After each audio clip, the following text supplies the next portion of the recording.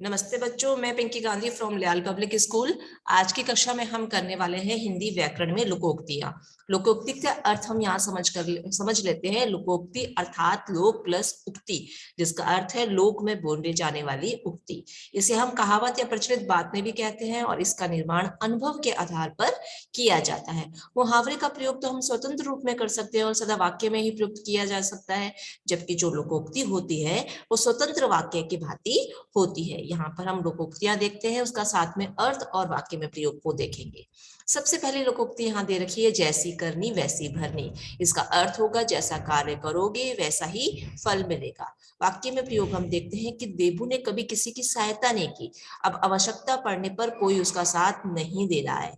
इसे ही कहते हैं जैसी करनी वैसी भरनी। अगर वे दूसरे लोगों की समय पड़ते सहायता करता तो आज उसकी मुसीबत में भी सभी जने उसकी आगे बढ़कर सहायता करते। अगली लोकोक्ति है, अब पश्चात होत क्या जब चिड़िया चुग गई खेत। इसका अर्थ हम देखेंगे कि समय बीत जाने पर पछताना जो है व्यर्थ होता है। इसका वाक्य में प्रयोग हम देखते हैं कि महिमा कम अंक आने पर अब रो रही हो, पहले अच्छी तैयारी क्यों नहीं की। किसी ने सच ही कहा है, अब पश्चात हो गया जब चिड़िया चुग गई खेत। क्या समझ रहे हैं आप इससे कि जब हमें समय मिलता है तो हमें अच्छे से पढ़ाई कर लेनी चाहिए। कम अंक लाने पर पछताने से कोई फायदा नहीं होता। तो इसके लिए लोकोक्ति क्या होगी, अब पश्चात हो क्या जब चिड़िया चुग गई खेत। अगली लोकोक्ति है, आम के आम गुठलियों के दाम, जिसका अर्थ होता है दो गुना लाभ। हमने समाचार पत्र पढ़ लिए और फिर उन्हें रद्दी में भी बेच लिया। हमें सारी खबरें भी मिल गई और जब पढ़कर हमने उसे पूरा किया तो जो उसका अखबार था हमने उसको रद्दी में भी बेच लिया। इसे ही कहते हैं आम के आम गुठलियों के दाम। अगली लोकोक्ति है, नाच न जाने आंगन टेढ़ा। तो इसका अर्थ है स्वयं कार्य न आने पर दूसरों को दोष देना।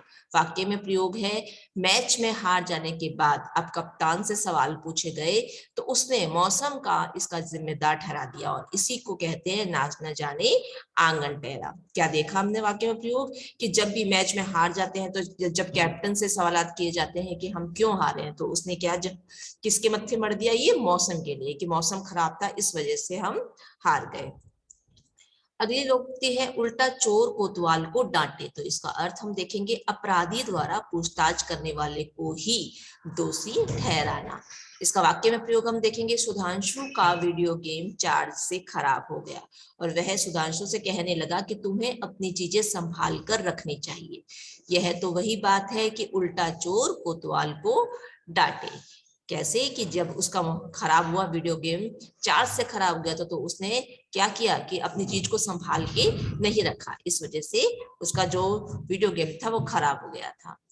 अंत भले का भला, तो हम इसका अर्थ देखते हैं, अच्छे आदमी को अंत में अच्छा ही फल मिलता है। वाक्य में प्रयोग हम देखते हैं, अवंतिका ने सभाकर कितने ही दोष लगाए लेकिन सभा लोगों की नजरों में कभी ना गिर सकी, क्योंकि लोग जानते हैं कि वह परोपकारी है और इसे ही कहते हैं अंत भले का भला। अगर हम अच्छे रहेंगे, सबके साथ अच्छे से व्यवहार करेंगे तो सब लोग हमारे व्यवहार को जानेंगे। फिर अगर उनमें से एक हमें बुरा कहता भी है तो बाकी जन इस पे विश्वास नहीं करेंगे ना, क्योंकि उनको पता है कि हम कैसे हैं। अगली लोकोक्ति है, एक मछली सारे तालाब को गंदा कर देती है। अर्थ देखते हैं कि गलत व्यक्ति साथ रहने वालों को भी बदनाम कर देता है। तो इसका वाक्य में प्रयोग हम देखते हैं कि रामेश्वर की गलत हरकतों के कारण गांव के सभी लड़के बदनाम हो गए हैं। इसे ही कहते हैं एक मछली जो है सारे तालाब को गंदा कर देती है। इसीलिए हमें क्या कहते हैं कि हमें हमेशा अच्छी संगत में रहना चाहिए। अगली लोकोक्ति है, खोदा पहाड़ निकली चुईया। इसका अर्थ देखते हैं, अधिक परिश्रम करने वाले पर भी कम लाभ मिलना। अधिक परिश्रम करने पर भी कम लाभ मिलना। तो हम इसका वाक्य में प्रयोग देखेंगे कि सोमेश ने व्यापार में 5 लाख रुपए लगाए और कड़ा परिश्रम भी किया लेकिन लाभ केवल 50,000 रुपए ही हुआ। तो उसने कहा खोदा पहाड़ निकली चुईया। कितने लगाए थे उसने, 5 लाख रुपए लगाए और बहुत मेहनत भी की, लेकिन लाभ कितने का हुआ, सिर्फ 50,000 का है। इसलिए कहते हैं खोदा पहाड़ निकली चुईया, कि बहुत सारा परिश्रम तो कर लिया लेकिन उसके बदले में बहुत कम लाभ मिला।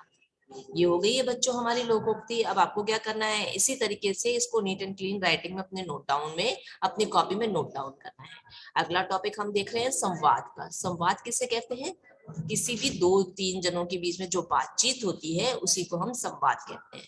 तो यहाँ हम संवाद देख रहे हैं, डॉक्टर और मरीज के बीच में जो संवाद हो रहा है उसे कहते हैं।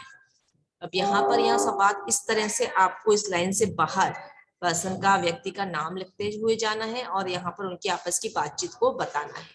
जैसे यहाँ सबसे पहले वो बोल रहे हैं, डॉक्टर कहिए श्रीमान बंसल आपको क्या हो गया। यहाँ प्रश्न पूछा जा रहा है इसलिए प्रश्नवाचक चिन्ह लगा दिया है।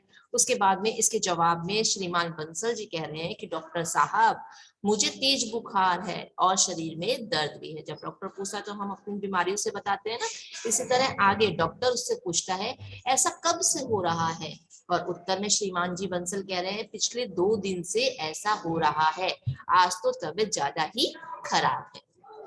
डॉक्टर कहते हैं तब तो आपको खून की जांच करवानी पड़ेगी। श्रीमान जी बंसल कहते हैं ठीक है डॉक्टर साहब, जैसा आप कहें, मैं आज ही खून की जांच करवा लेता हूँ। डॉक्टर साहब उसे कहते हैं कि मैंने दवाइयां लिख दी है, समय पर खाते रहिए और 3 दिन के बाद फिर दिखाइएगा, लेकिन खून की रिपोर्ट पहले अवश्य दिखा लेना। क्या कहते हैं डॉक्टर उसे कि मैं दवाइयां लिख रहा हूँ, आप उसे टाइम पर खाना, लेकिन 3 दिन बाद फिर दिखाना, उससे पहले जो आपकी ब्लड टेस्ट या खून की जो रिपोर्ट आने वाली है वो मुझे पहले जरूर दिखा देना। श्रीमान जी बंसल कहते हैं अच्छा डॉक्टर साहब, आपका बहुत बहुत धन्यवाद। ये हो गया बच्चों संवाद। आपको अपनी कॉपी के अंदर लोकोक्तियां और संवाद को नीट एंड क्लीन राइटिंग में नोट डाउन करना है और अपने अपने सब्जेक्टिव टीचर्स के पास उसको सेंड करना है। आज की मैं मेरी कक्षा यही समाप्त कर रही हूँ। धन्यवाद।